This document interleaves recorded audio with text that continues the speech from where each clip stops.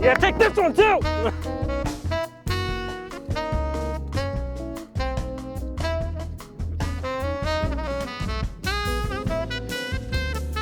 you videotaping?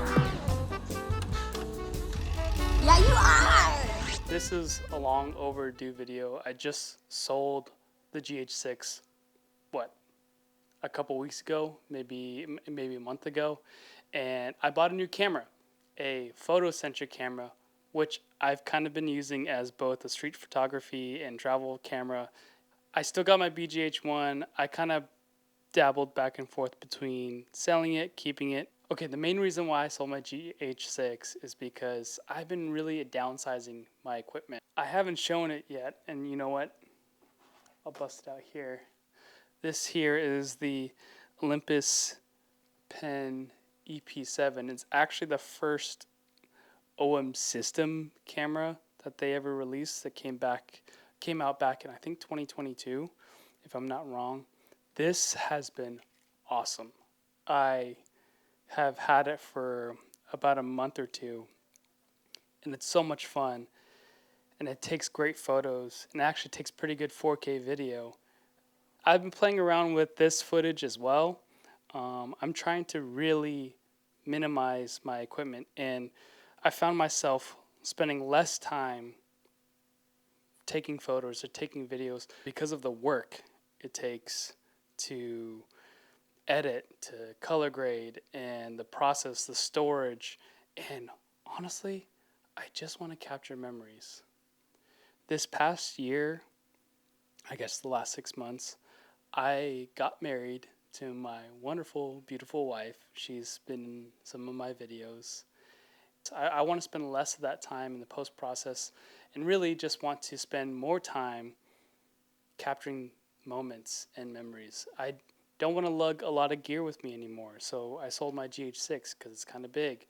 I bring small primes with me now, like this 17 millimeter or the 9 millimeter.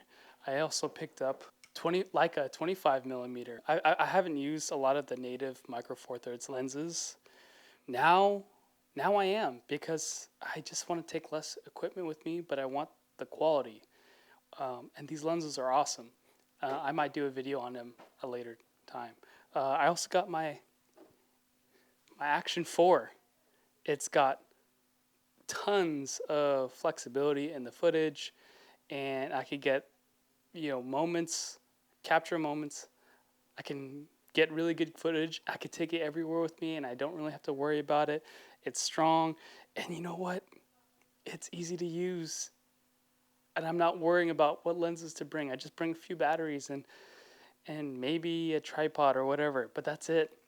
And it's awesome. Same thing with this. It's small, it's lightweight. I bring it with me. I carry it in a sling bag, and it's fun. So the reason why I'm saying all of this is because I've been on this hiatus trying to minimize, get rid of stuff. So what I do with my EP7 is I just shoot JPEGs.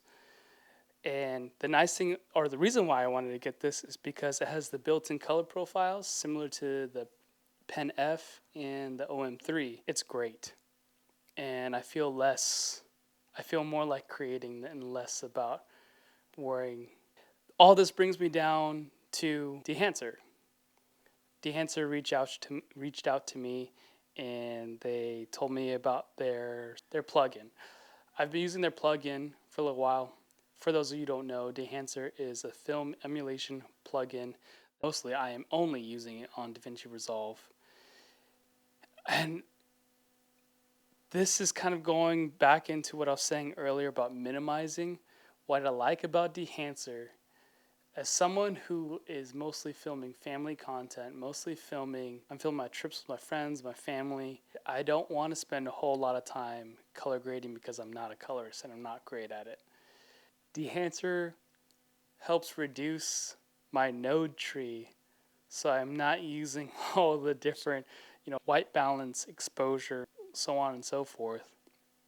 I could do it all within the plugin on Dehancer, and this helps me a lot because I could already get pretty close to what I'm looking for just from dragging and dropping and putting in my camera profile. This is a huge stress reliever for me. I'm going to try to review this product from the perspective not professionally, but as a hobbyist.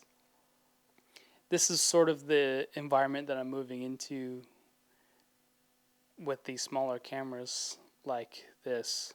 I want to spend more time creating and spend less time fiddling around with equipment and bringing a big backpack with me. I just want to bring a small sling bag and go out and shoot and have fun. And Dehancer has been part of that process of dehancing in a way, or removing the bulk and getting back to being engaged and present and having fun. So I'm throwing up some footage. I'm going to let it speak for itself. I think the quality looks great. I think the grain looks great, and the film emulation itself. I'm not going to get too technical about this review. It's more about what I feel and what I'm experiencing through this process. And I kid you not, the first footage I graded using Dehancer was my Action 4, and I just drag and drop, put the camera profile on, and I was already so happy with the way the footage looks. I like film emulation because a lot of the times I am recording memories. Maybe it's just me, but I don't like my memories to look clean and crisp. I like a deeper focus, so which is why I like Micro Four Thirds, because I have more things in focus. I get more of the environment, more of the background. Is this product worth getting if you are documenting family or your home life? Honestly, I'm not sure for you. I think for me it is worth it. I've used Film Convert before. I've used the built-in DaVinci Resolve, grain, and trying to get also again the film look. And I don't want to spend too much time dropping stuff in and playing with all the stuff. I'm trying not to make this video too long. I'm in a bit of a rush. I need to cook salmon for dinner tonight before my wife gets home. So that's it. That's all I got for you guys. Let me know what you think in the comments. Is it worth it to you? For me, it's worth it. Shout out to Dehancer for lending me this plugin to use and to mess around with. It kind of came in at the right time as I was downgrading and getting rid of some of my kit. So far, I've really been enjoying it, and I hope to test it some more.